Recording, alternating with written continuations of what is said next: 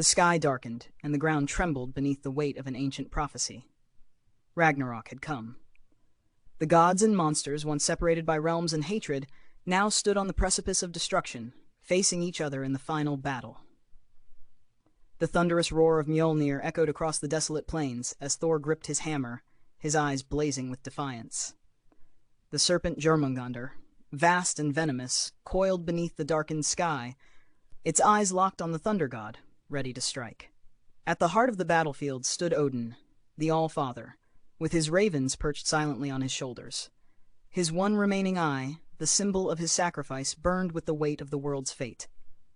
The warriors of Valhalla, those who had fallen in ages past, stood beside him, their spirits roused for one final stand. But this time, no victory would be without cost. Across from them, the legions of monsters gathered. Loki, the trickster god, had long been a harbinger of chaos, his dark laughter ringing through the air as he rallied his monstrous children. Hel, the goddess of the underworld, stood silent, her cold gaze sweeping across the battlefield, as if she alone could see beyond the veil of life and death. The sound of clashing swords and the cries of dying men filled the air, a symphony of war that could only end in oblivion. Then, as the two armies collided, the heavens split open. The sun, once a symbol of hope, began to fade, swallowed by the darkness of the wolves that had long chased it.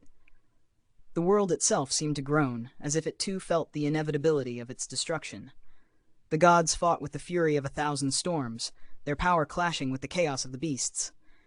Yet in the midst of all this carnage, there was a singular moment, a quiet, fleeting second, when the battlefield fell still.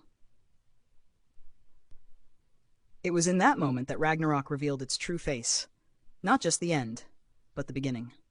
As Thor swung Mjolnir one final time, and Odin gave his last command, the world did not end.